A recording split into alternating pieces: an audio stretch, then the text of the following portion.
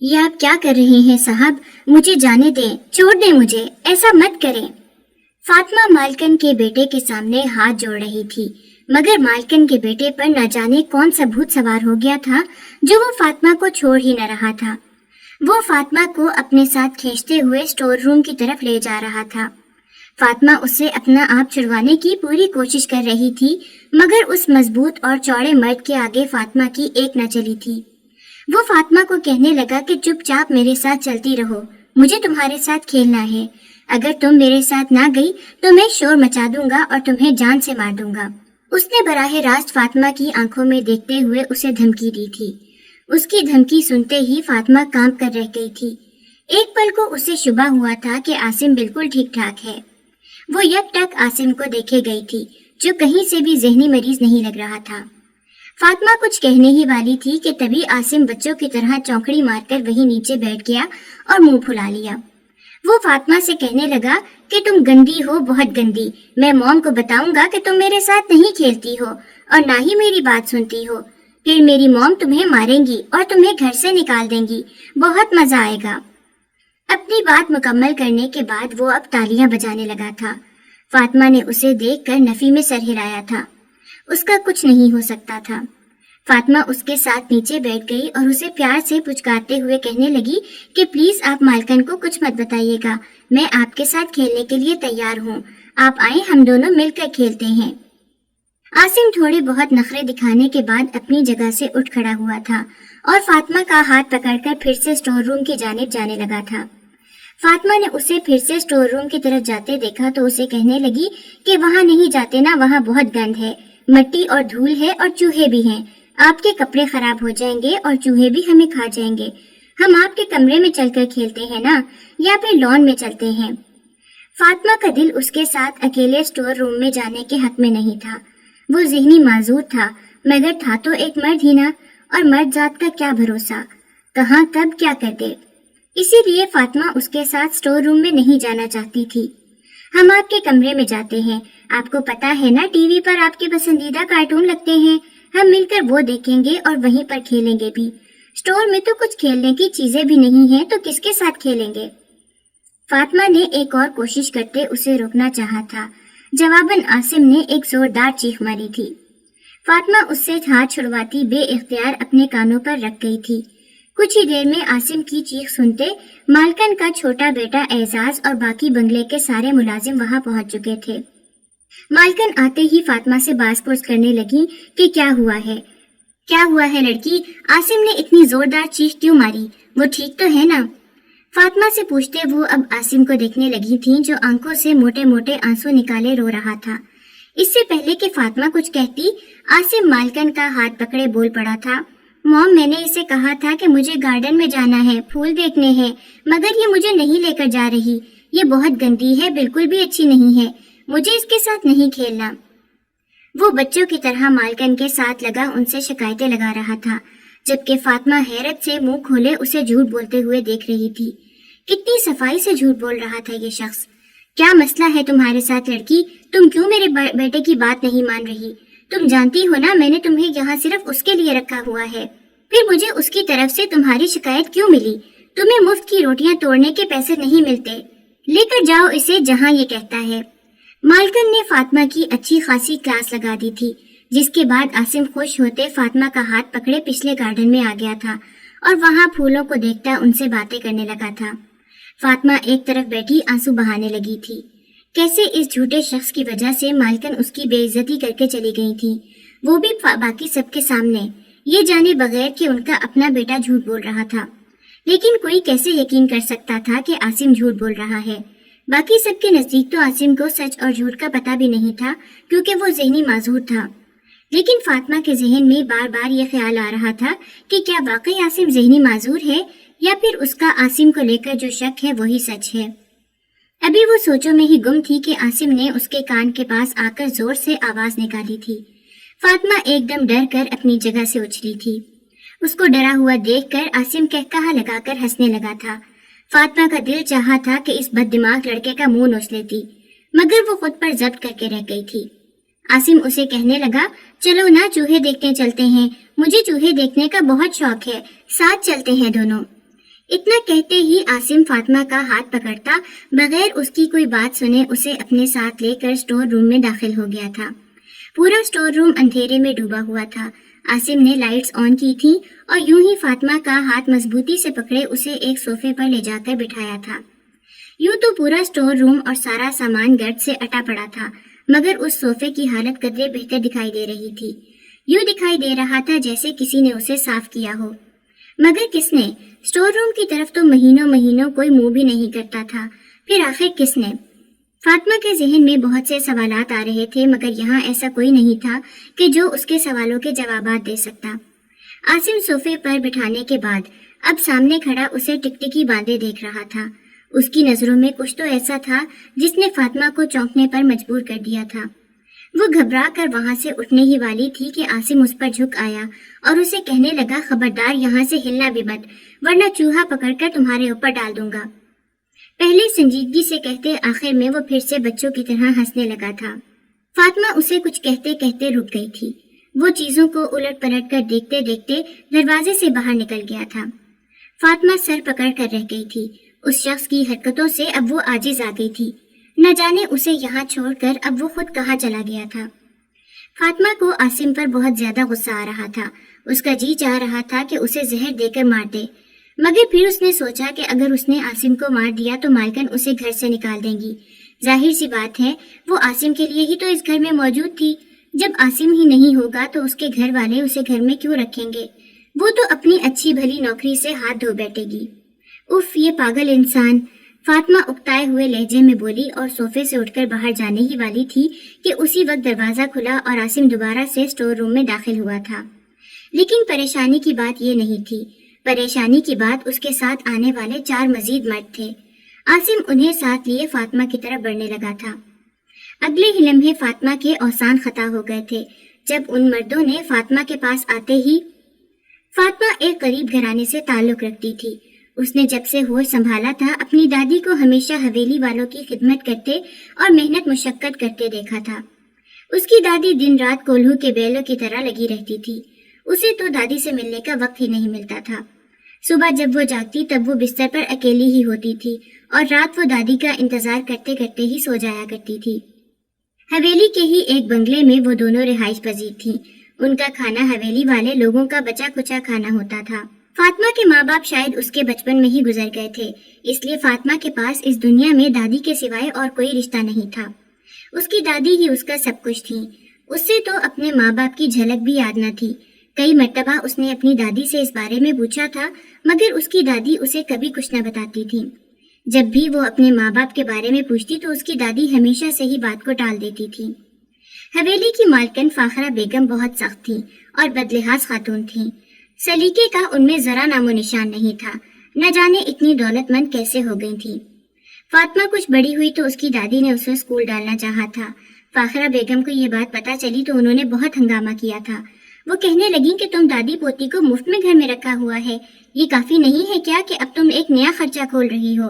اسے اپنے ساتھ کچن کے کاموں میں لگاؤ، پڑھ لکھ کر اس نے کون سا تیر مار لینا ہے، رہے گی تو اس گھر کی ملازمہ ہی نا۔ فاخرہ بیگم کا لہجہ حقارت بھرا تھا، جسے سن کر فاطمہ کی دادی انہیں کہنے لگی کہ اس دولت پر اتنا گھمنڈ نہ کرو، یہ آنی جانی شے ہے اور یہ بات تم اچھے سے جانتی ہو۔ اس بات پر فاخرہ بیگم نے فاطمہ کی دادی کو خوب ذلیل کیا تھا اور گھر سے نکالنے کی دھمکی بھی دے ڈالی تھی، جسے سن کر فاطمہ کی دادی ڈر گئی تھی اور انہوں نے فاخرہ بیگم سے معافی مانگ لی تھی۔ دادی نے اس کے بعد پھر کبھی بھی فاطمہ کی پڑھائی کا ذکر نہ چھیڑا تھا، کیونکہ وہ جانتی تھیں کہ انہوں نے ایسا کیا تو فاخرہ بیگم انہیں گھر سے نکالنے میں ایک سیکنڈ نہیں لگائیں گی، اور وہ اس گھر سے کسی صورت نہیں نکلنا چاہتی تھی، کیونکہ اس کے علاوہ ان دادی پوتی کے پاس سر چھپانے کی کوئی جگہ نہیں تھی اور نہ ہی کوئی سہارا۔ فاطمہ شروع سے ہی سب کچھ دیکھ دیکھ کر سمجھدار ہو چکی تھی، اس لیے اس نے کبھی بھی کسی چیز کے لیے اپنی دادی کو تنگ نہیں کیا تھا۔ فاطمہ جب 8 سال کی ہوئی تو ایک دن نہ جانے فاخرہ بیگم کو کیا سوجی کہ وہ جا کر فاطمہ کا داخلہ ایک پرائیویٹ اسکول میں کروائیں تھیں اور اس کے لیے کپڑے، کتابیں، کاپیاں اور جوتے بھی لے آئی تھیں۔ فاطمہ اب روز اسکول جانے لگی تھی۔ دادی فاخرہ بیگم کی بہت شکر گزار تھیں۔ دوسری طرف فاخرہ بیگم اپنی سوسائٹی میں سب سے واہ واہ سمیٹ رہی تھی کہ انہوں نے ملازمہ کی بچی کی تعلیم کا ذمہ لیا ہے اور وہ کتنا نیک کام کر رہی ہیں۔ مگر کوئی نہیں جانتا تھا کہ اصل میں اس نیک کام کے پیچھے اصل مقصد کیا تھا۔ وقت گزرتا گیا۔ فاطمہ 17 سال کی ہو چکی تھی اور FSC کر چکی تھی۔ وہ پڑھائی میں بے حد ذہین تھی، اس لیے شروع میں 2 جماعتیں اس نے ایک ساتھ پاس کی تھیں۔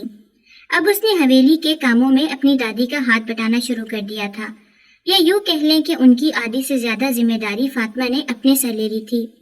وہ مہارت سے ان کے سارے کام کرنے لگی تھی۔ دادی اب زیادہ تر کمرے میں ہی رہنے لگی تھی۔ عمر کا تقاضا تھا، ان کی بوڑھی ہڈیاں اب جواب دے گئی تھیں، اوپر سے بڑھاپے کی بیماریاں ایک ساتھ حملہ آور ہوئی تھیں۔ مناسب علاج اور دیکھ بھال نہ ہونے کی وجہ سے دادی بالکل بستر سے لگ کر رہ گئی تھی۔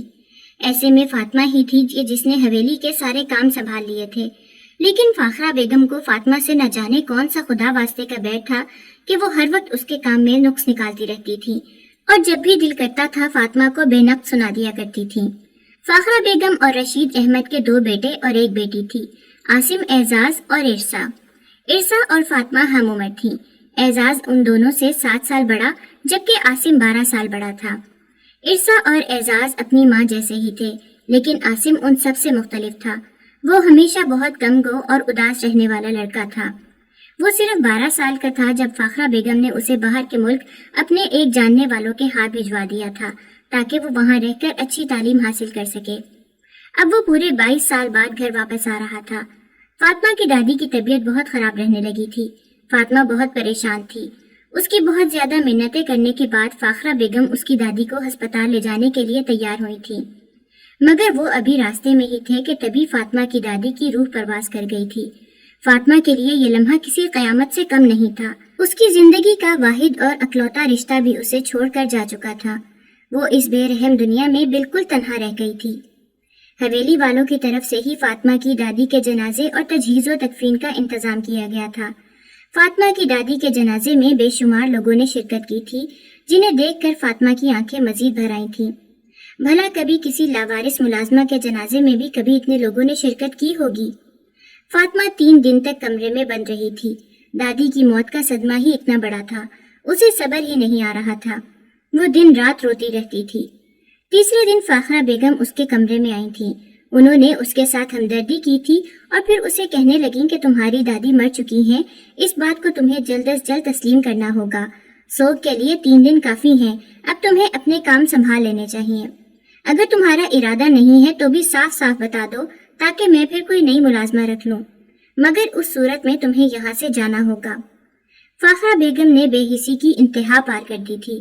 انہوں نے اتنی بڑی بات کہتے ہوئے یہ تک نہ سوچا تھا کہ وہ اکیلی لڑکی جو تنے تنہا ہے، بے آسرا اور بے سہارا ہے، وہ اس گھر سے نکل کر کہاں جائے گی۔ انہیں تو بس اپنے کاموں کی پڑی ہوئی تھی۔ مجبوراً فاطمہ کو دادی کی موت کا غم سینے میں چھپانا پڑا تھا اور وہ حویلی کے کاموں کو پھر سے سنبھالنے لگی تھی۔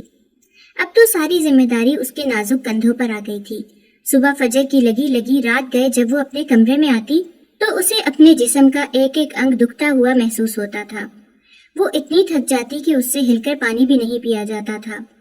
کئی مرتبہ اس کا دل کرتا تھا کہ سب کچھ چھوڑ چھاڑ کر یہاں سے بھاگ جائے، مگر سوال پھر وہیں پر آ کر رک جاتا تھا کہ وہ جائے تو کہاں جائے۔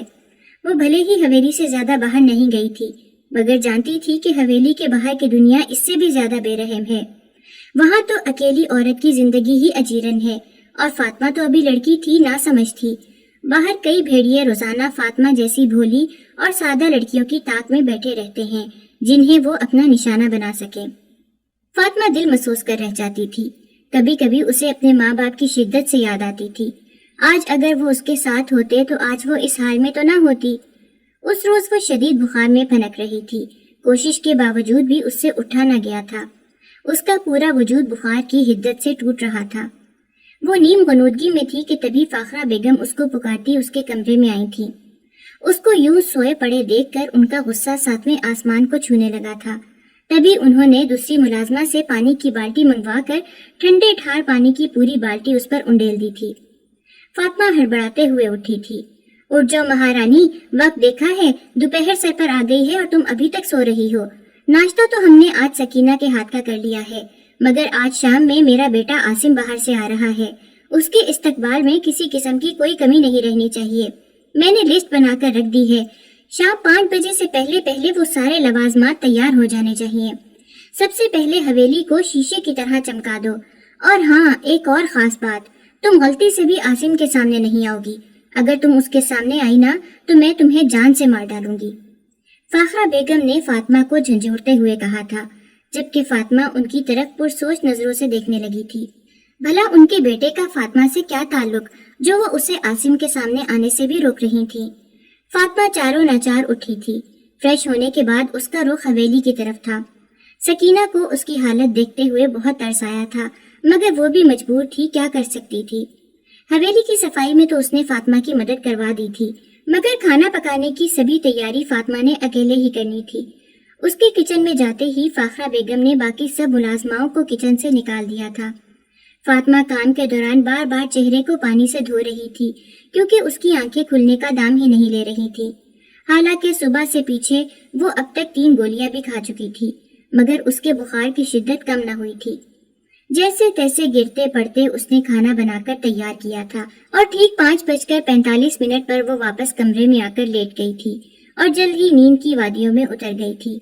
اس نے دل ہی دل میں انجان عاصم کا شکریہ ادا کیا تھا، جس کے آنے کی وجہ سے اس کی جان جلدی چھوٹ گئی تھی، ورنہ وہ تو رات 12 بجے تک حویلی والوں کے لیے کولہو کا بیل بدھی رہتی تھی۔ حویلی میں بھلے ہی 4 لوگ تھے، مگر ان چاروں کی 40 فرمائشیں ہوتی تھیں، اور رہی صحیح کسر ان کے دوست احباب پوری کر دیا کرتے تھے، جو وقت بے وقت ٹپک جاتے تھے۔ فاطمہ کی آنکھ حویلی میں ہونے والا شور شرابہ سن کر کھلی تھی۔ اس نے گھڑی پر نظر ڈالی جو رات کے 9 بجا رہی تھی۔ اس کا بخار اترا تو نہیں تھا، مگر آرام کی وجہ سے اس کی شدت میں کافی کمی آ گئی تھی۔ فاطمہ فریش ہو کر باہر آئی، جہاں فاخرہ بیگم سر ہاتھوں میں گرائے رو رہی تھی۔ سکینہ سے پوچھنے پر معلوم ہوا کہ ان کے بیٹے کا ایکسیڈنٹ ہو گیا ہے اور وہ ہسپتال میں داخل ہے۔ فاطمہ کو اس کے لیے دلی افسوس ہوا تھا۔ 22 سال بعد گھر لوٹنے والا عاصم نہ جانے کون سے حادثے کا شکار ہو گیا تھا۔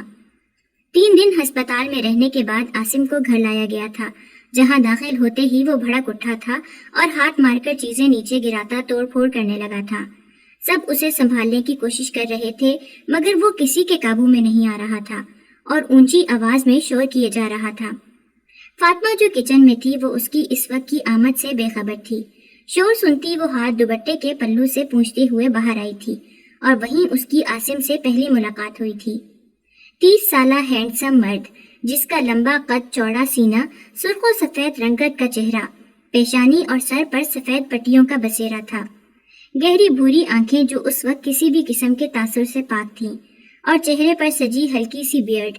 ایک لمحے کے لیے فاطمہ اس کی شاندار شخصیت میں کھو سی گئی تھی، مگر اگلے لمحے اس نے خود پر ملامت کرتے نظریں پھیر لی تھی۔ عاصم جو توڑ پھوڑ کرتا ہوا آ رہا تھا، فاطمہ کو دیکھ کر اپنی ہی جگہ رک گیا تھا۔ پھر نہ جانے وہ کتنی ہی دیر فاطمہ کو دیکھتا رہا تھا۔ وہ سب کچھ فراموش کیے فاطمہ کی جانب بڑھنے لگا تھا۔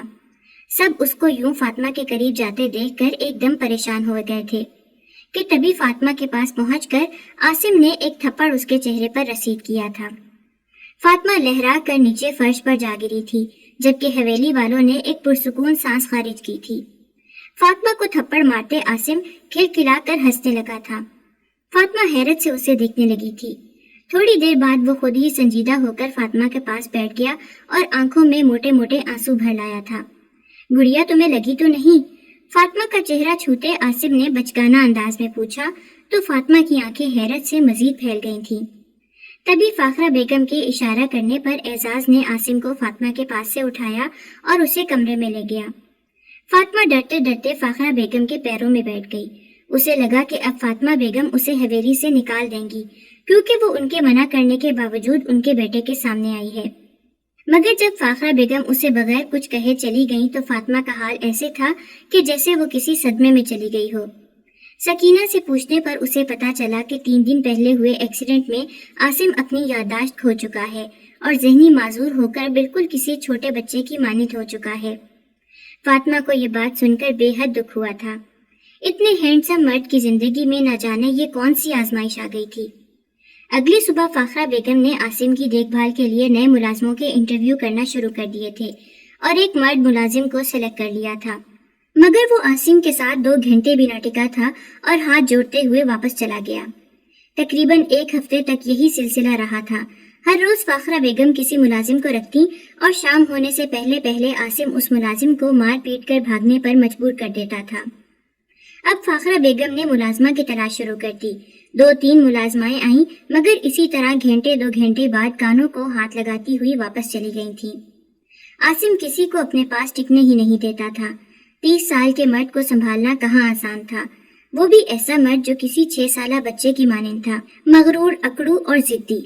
سکینہ اور فاطمہ روزانہ بڑے اشتیاق سے یہ روز روز کا ڈرامہ دیکھتی تھیں کہ کیسے فاخرہ بیگم نئی ملازمہ کو عاصم کے کمرے میں چھوڑ کر آتی اور اس کے گھنٹے یا 2 گھنٹے بعد ہی عاصم اس ملازمہ کو ہاتھ سے پکڑ کر گھسیٹتے ہوئے لاتا اور دروازے سے باہر پھینک دیتا۔ ایک روز جب عاصم نے ایک ملازمہ کو لا کر باہر پھینکا تو نہ جانے فاطمہ کے دل میں کیا آئی کہ وہ اس لڑکی کے پاس پہنچ گئی جو 22-23 سال کی تھی۔ فاطمہ نے اس سے پوچھا کہ تم نے ایسا کیا کیا ہے جو اس نے تمہیں نکال دیا ہے؟ اس پر وہ لڑکی کہنے لگی کہ وہ شخص پاگل ہے، بس دکھنے میں خوبصورت دکھتا ہے، ذہنیت کا اتنا ہی گندا ہے۔ پہلے بچوں کی طرح میرے ساتھ کچھ نہ کچھ کھیلتا رہا، پھر اس نے مجھ سے زبردستی کرنے کی کوشش کی، میں نے انکار کیا تو مجھے برا بھلا کہتے ہوئے باہر نکال دیا۔ اس لڑکی کی بات سن کر فاطمہ سوچ میں پڑ گئی تھی کہ کیا عاصم نے ہر لڑکی کے ساتھ ایسا کرنا چاہا تھا، مگر پھر خود ہی اپنے سوال کا جواب دینے لگی کہ یقیناً ایسا ہی ہوگا، ورنہ اتنی اچھی تنخواہ چھوڑ کر کون بھاگتا ہے۔ فاطمہ کے ذہن میں عاصم کے حوالے سے ایک برا امیج بن چکا تھا۔ ایک دن فاخرہ بیگم کے کہنے پر فاطمہ کو اس کے کمرے میں اس کا کھانا لے جانا پڑا تو اس نے فاطمہ کو پکڑ لیا اور اس سے ضد کرنے لگا کہ اسے اسی کے ہاتھ سے کھانا کھانا ہے۔ چاروں ناچار فاطمہ کو بھی اسے کھانا کھلانا پڑا۔ بس پھر کیا تھا، عاصم کی زبان پر اب ایک ہی رٹا ہوتا تھا کہ اسے فاطمہ کے ہاتھ سے کھانا کھانا ہے، اسے فاطمہ کے ساتھ کھیلنا ہے، مگر فاطمہ کے پاس اتنا وقت کہاں ہوتا تھا کہ وہ اس کے ساتھ کھیل پاتی۔ فاطمہ ہمہ وقت اس سے چھپنے کی کوششوں میں لگی رہتی تھی، مگر وہ بھی کوئی ڈھیٹ ابن ڈھیٹ تھا۔ جب اسے فاطمہ نہ دکھائی دیتی تو شور مچا مچا کر سارا گھر سر پر اٹھا لیتا۔ رات کے کھانے کے بعد فاطمہ کچن سمیٹنے میں مصروف تھی جب اسے فاخرہ بیگم کا پیغام ملا کہ وہ اسے اپنے کمرے میں بلا رہی ہیں۔ فاطمہ اس بے وقت کے بلاوے پر بالکل نہیں جانا چاہتی تھی، وہ تھک گئی تھی اور بس آرام کرنا چاہتی تھی، مگر فاخرہ بیگم کو کس کے آرام کی کہاں پڑی تھی۔ مجبوراً فاطمہ کو ان کے کمرے میں جانا پڑا۔ وہ فاطمہ سے کہنے لگی کہ انہوں نے کھانا بنانے کے لیے نیا شیف ہائر کر لیا ہے، اس کے ہاتھ کے کھانے کھا کھا کر وہ تھک چکے ہیں، اس لیے اب سے اس کی ڈیوٹی ختم ہے۔ فاطمہ تو ان کی بات سن کر ہی سکتے میں چلی گئی تھی، انڈائریکٹلی وہ اسے نوکری اور حویلی سے نکل جانے کا کہہ رہی تھی۔ فاطمہ کو آدھی رات کو اپنے بے گھر ہونے کے لالے پڑ گئے تھے، تبھی وہ فاخرہ بیگم سے کہنے لگی کہ مجھے گھر سے مت نکالیں، میں صفائی والے انتظامات دیکھ لوں گی یا پھر دن رات آپ کی خدمت میں گزار دوں گی، لیکن پلیز مجھے گھر سے مت نکالیں، میرے پاس اس کے علاوہ کوئی چھت نہیں ہے۔ فاطمہ رونا شروع ہو گئی۔ اسے روتے دیکھ کر فاخرہ بیگم کے چہرے پر پراسرار مسکراہٹ آئی تھی۔ یہی تو وہ چاہتی تھیں، یہی تو ان کا مقصد تھا۔ وہ اچھی طرح جانتی تھیں کہ فاطمہ کی مجبوری سے کیسے فائدہ اٹھانا ہے۔ وہ اس پر احسان کرتی ہوئی بولی کہ ٹھیک ہے، اگر تم اس گھر میں رہنا چاہتی ہو تو تمہارے لائق اب صرف ایک ہی کام بچتا ہے، وہ یہ ہے کہ تمہیں عاصم کا خیال رکھنا ہوگا، اس کے سارے کام تم کرو گی، کھانے پینے سے لے کر سلانے تک سب کچھ تمہیں ہی کرنا ہوگا۔ اگر تمہیں یہ منظور ہے تبھی تم اس گھر میں رہ سکتی ہو، ورنہ اس حویلی میں تمہارے لیے کوئی جگہ نہیں ہے۔ تمہارے پاس سوچنے کے لیے آج کی پوری رات ہے، اگر تمہارا جواب ہاں ہوا تو 8 بجے یہاں پہنچ جانا، اور اگر نہ ہوا تو 8 بجے کے بعد مجھے اس حویلی میں نظر بھی مت آنا۔ فاطمہ روتے ہوئے وہاں سے اٹھائی تھی۔ اگلے دن وہ 8 بجے عاصم کے کمرے کے باہر کھڑی تھی۔ اس کو ناشتہ کروانے کے بعد وہ وہیں صوفے پر بیٹھ گئی تھی، جبکہ عاصم چپ چاپ کارٹون لگا کر بیٹھ گیا تھا۔ فاطمہ بھی اس کے ساتھ کارٹون دیکھنے میں مگن ہو گئی تھی۔ تھوڑی ہی دیر گزری تھی جب فاطمہ کو اپنے چہرے پر کسی کی نظروں کی تپش محسوس ہوئی تھی، جیسے کوئی بہت غور لگا کر اسے دیکھ رہا ہو۔ پہلے تو فاطمہ نے اسے اپنا وہم سمجھا تھا، کیونکہ وہ 18 سال سے اس حویلی میں رہ رہی تھی۔ اس حویلی میں کبھی بھی اس کے ساتھ کوئی غیر معمولی واقعہ نہیں ہوا تھا، مگر جب اسے نظروں کا ارتکاز مسلسل محسوس ہوتا رہا تو اس نے LED سے نظریں ہٹا کر سامنے دیکھا تھا، جہاں بیڈ پر بیٹھا عاصم کارٹون دیکھنے کے بجائے یک ٹک فاطمہ کو ہی دیکھے جا رہا تھا۔ فاطمہ نے جب اسے دیکھا تو وہ ایک دم سے گڑبڑا گیا اور اپنی نظریں LED پر جما لی۔ فاطمہ کو کچھ عجیب سا لگا تھا۔ عاصم اسے جن نظروں سے دیکھ رہا تھا اس سے فاطمہ کو گھبراہٹ ہونے لگی تھی۔ اسے ایسا لگ رہا تھا کہ جیسے آصف بالکل ٹھیک ہو، بس جان بوجھ کر اپنے پاگل ہونے کا ناٹک کر رہا ہو۔ مگر پھر اس نے سوچا کہ وہ ایسا کیوں کرے گا۔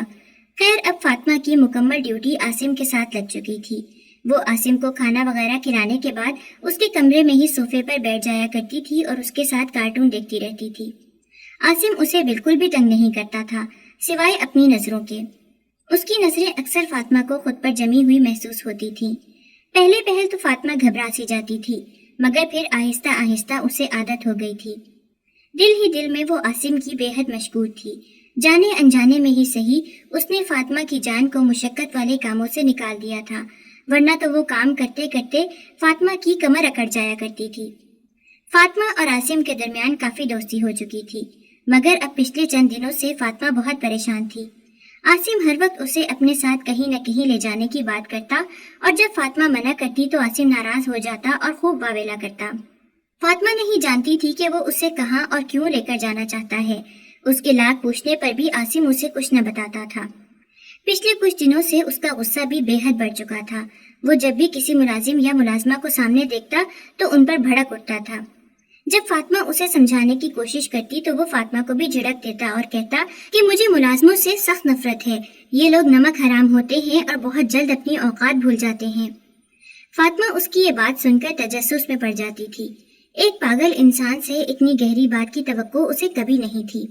فاطمہ کا شک عاصم پر اور بھی مضبوط ہو گیا تھا کہ ضرور عاصم جان بوجھ کر پاگل ہونے کا ناٹک کر رہا ہے، مگر وہ ایسا کیوں کر رہا تھا، اس کا جواب فاطمہ کے پاس نہیں تھا۔ اس روز بھی وہ ضد کر کے اسے اپنے ساتھ اسٹور روم میں لے آیا تھا۔ عاصم ان مردوں کے ساتھ فاطمہ کی طرف بڑھنے لگا تھا۔ فاطمہ کو کچھ سمجھ نہیں آ رہی تھی کہ وہ کیا کہے اور کیا نہیں۔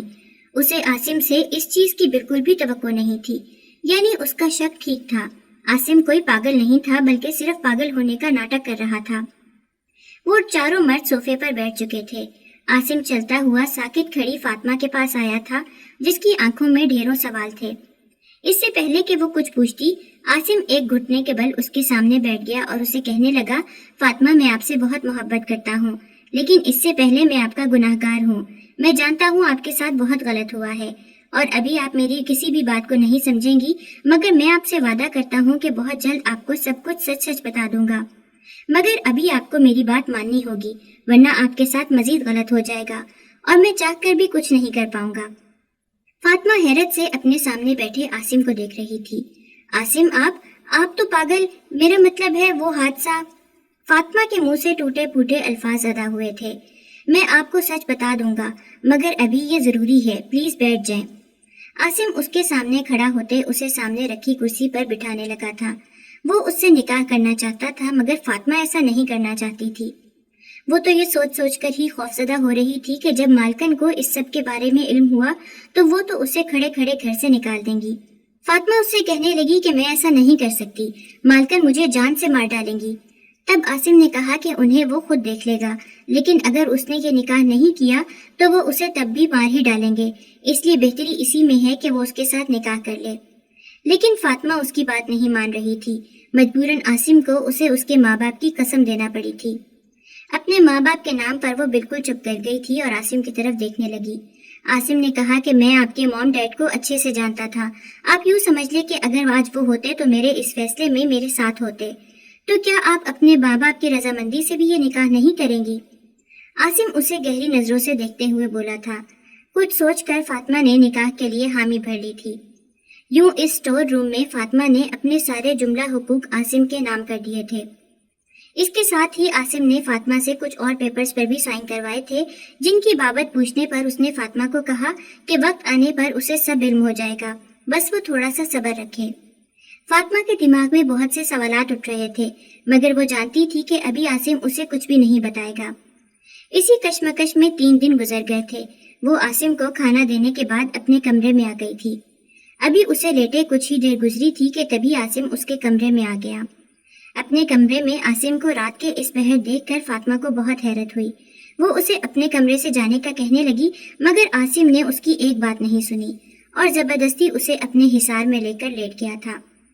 رات کا آخری پہر شروع ہوا تو عاصم اس کے پاس سے اٹھا اور اسے کہا کہ آپ گہری نیند میں ہونے کا ناٹک کریں، کچھ بھی ہو جائے جب تک آپ کو میری آواز نہ آئے اس سے پہلے آپ نے آنکھیں نہیں کھولنی، بس صرف مجھ پر بھروسہ رکھنا ہے۔ اس سے پہلے کہ فاطمہ کچھ پوچھتی دروازے پر کھٹکا ہوا تھا۔ عاصم پردے کے پیچھے چھپ گیا اور فاطمہ آنکھیں موند کر سونے کا ناٹک کرنے لگی۔ کمرے کا دروازہ کھلا۔ فاخرہ بیگم، اعزاز اور رشید صاحب کمرے میں داخل ہوئے۔ فاخرہ بیگم کے ہاتھ میں کچھ کاغذات تھے۔ انہوں نے بیڈ پر بیٹھتے ہوئے وہ کاغذات کھولے اور فاطمہ کا ہاتھ پکڑ کر بیڈ پر لگایا اور پھر ان کاغذات پر انگوٹھا لگاتی چلی گئی تھی۔ فاطمہ دم سادھے سب کچھ ہونے دیے جا رہی تھی۔ فاخرہ بیگم بیڈ سے اٹھی اور اس کے ساتھ ہی ان کی آواز سنائی دی تھی، اعزاز ختم کر دو اسے تاکہ فاطمہ نامی قصے سے جان چھوٹے۔ تمہیں پتا ہے 16 سال سے میں اس حویلی پر راج کر رہی ہوں، مگر کبھی اتنا سکون نہیں آیا جتنا ابھی محسوس ہو رہا ہے۔ فائنلی سب کچھ میرے نام ہو گیا ہے، اس کو ختم کر دو۔ اور ہاں، صبح سب کو کہہ دینا کہ اس کی موت عاصم کے ہاتھوں ہوئی ہے۔ ویسے میرا بیٹا ہو کر کیسے اس کا ہمدرد بن رہا تھا، زیادہ پڑھ نکالے تو اسے بھی پاگل خانے بھجوا دینا۔ اس کے ساتھ ہی ان تینوں نے مل کر کہکہا لگایا تھا۔ اعزاز آگے بڑھا اور تکیہ اٹھا کر فاطمہ کے منہ پر رکھ دیا تھا۔ فاطمہ اپنے بچاؤ کے لیے ہاتھ پیر چلانے لگی تھی۔ اس سے پہلے کہ فاطمہ کی سانسیں اس کا ساتھ چھوڑتی، پردے کے پیچھے چھپا عاصم باہر نکلا تھا۔ اس نے کھینچ کر اعزاز کو پیچھے پھینکا تھا اور اسے لگاتار مارنے لگا تھا۔ باقی سب کے تو حیرت سے منہ کھل گئے تھے۔ سب سے زیادہ حیران تو فاخرہ بیگم تھی۔ انہیں یقین ہی نہیں آ رہا تھا کہ ان کا بیٹا انہیں ہی ڈبل کراس کر چکا ہے، مگر اب کوئی فائدہ نہیں تھا۔ وہ فاطمہ سے سب کچھ اپنے نام کروا چکی تھی۔ تبھی للکار کر عاصم کو کہنے لگی کہ اب کوئی فائدہ نہیں ہے عاصم، ساری پراپرٹی میرے نام ہو چکی ہے، اب تم بھی یہ سب بند کر دو۔ ان کی بات سنتا عاصم اعزاز کو چھوڑتا ان کے پاس آیا تھا اور انہیں کہا کہ یہ آپ کی خوش فہمی ہے، چلے میں آپ کی اس خوش فہمی کو دور کر دیتا ہوں۔ یہ دیکھیے۔ یہ کہتے ساتھ ہی عاصم نے اپنی جیب سے 2 کاغذات نکال کر ان کی طرف بڑھائے تھے، جن میں سے ایک اس کا اور فاطمہ کا نکاح نامہ تھا اور دوسرا پراپرٹی اونر کے پیپرز تھے، جن پر صاف صاف لکھا تھا کہ فاطمہ اپنی مرضی سے اپنی جائیداد کے تمام تر اختیارات عاصم کو سونپتی ہے اور اب سے اس جائیداد کے متعلق جو بھی فیصلہ ہوگا وہ عاصم ہی کرے گا۔ دونوں کاغذات دیکھ کر فاخرہ بیگم کے چہرے کی ہوائیاں اڑنے لگیں۔ یہ سب کیا ہے؟ وہ صدمے بھری آواز میں بولی۔ تب عاصم نے انہیں کہا کہ یہ وہی کھیل ہے جو آپ فاطمہ کے ساتھ کھیلنا چاہ رہی تھی، مگر افسوس کہ آپ کے اپنے ساتھ ہو گیا ہے۔ باقی باتیں صبح ہوں گی، ابھی مجھے اور میری بیوی کو اکیلا چھوڑ دیں۔ امید ہے صبح تک آپ کو عقل آ گئی ہوگی۔ عاصم کی باتیں فاطمہ کے سر سے گزر رہی تھیں۔ کون سی جائیداد، کون سے پیپرز، یہ سب آخر کیا ہو رہا تھا؟ عاصم کے سخت لہجے کو دیکھتے ہوئے وہ تینوں وہاں سے چلے گئے تھے۔ تبھی عاصم فاطمہ کے پاس آیا اور کاغذات اس کے ہاتھ میں تھما کر بولا کہ اس سب کے لیے میں معذرت خواہ ہوں۔ فاطمہ نے غصے سے سارے کاغذات ایک طرف پھینک دیے اور عاصم سے کہنے لگی کہ یہ سب کیا ہے؟ آپ کو مجھے ابھی اور اسی وقت سب کچھ بتانا ہوگا، ورنہ میں آپ کی ماں کے پاس جاؤں گی۔ تب عاصم نے گہرا سانس لیا تھا اور خود کو تیار کیا تاکہ وہ فاطمہ کو ساری سچائی بتا سکے۔ جوں جوں فاطمہ اس کے منہ سے سچائی سنتی گئی، ویسے ویسے اس کی سسکیاں بلند ہوتی گئی تھیں اور آخر میں وہ پھوٹ پھوٹ کر رونے لگی تھی۔ فاطمہ غریب نہیں بلکہ کھاتے پیتے گھرانے کی بیٹی تھی۔ اس کے ماں باپ دونوں کامیاب بزنس مین تھے اور دونوں ایک ساتھ کام کرتے تھے۔ شادی کے 3 سال بعد ان کے ہاں فاطمہ کی پیدائش ہوئی تھی۔ فاطمہ کے 2 سال کا ہونے تک اس کی موم نے بزنس سے بریک لے لی تھی۔ فاطمہ 2 سال کی ہوئی تو انہوں نے اس کا برتھ ڈے دھوم دھام سے منانے کا سوچا۔ دونوں میاں بیوی فاطمہ کے لیے پارٹی کا انتظام کرنے چلے گئے۔ فاطمہ رضیہ بوا کے پاس تھی۔ رضیہ بوا جنہیں فاطمہ اپنی دادی سمجھتی رہی تھی، وہ اس کی دادی نہیں بلکہ اس کے گھر کی پرانی ملازمہ تھی۔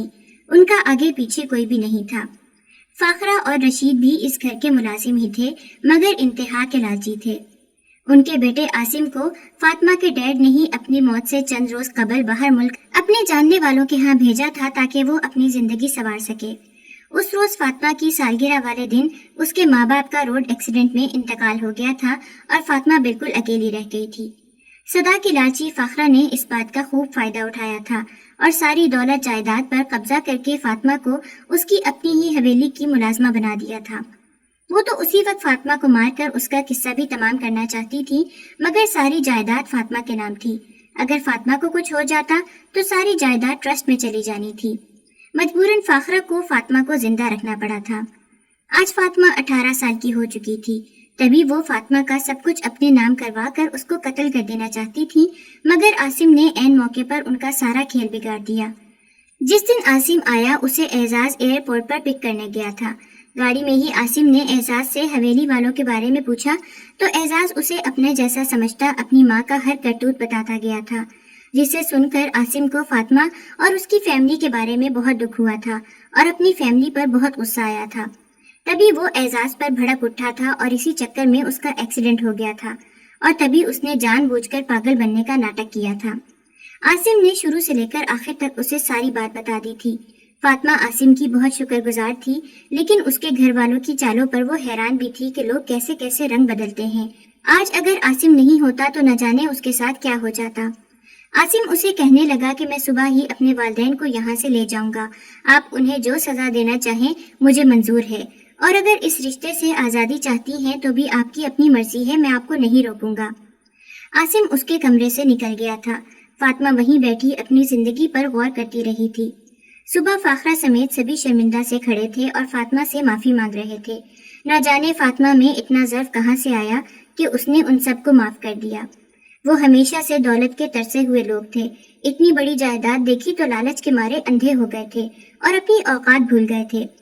عاصم انہیں معاف نہیں کر پایا تھا۔ وہ انہیں وہاں سے لے کر ایک سادہ سے بنے گھر میں لے آیا تھا جو نہ تو زیادہ بڑا تھا اور نہ زیادہ چھوٹا۔ اسے عاصم نے اپنی محنت سے بنایا تھا۔ فاطمہ نے عاصم کو اپنی زندگی میں قبول کر لیا تھا۔ اسی کا احسان تھا جو وہ ابھی تک زندہ تھی، اور عاصم کو ٹھکرا کر وہ احسان فراموش نہیں بننا چاہتی تھی۔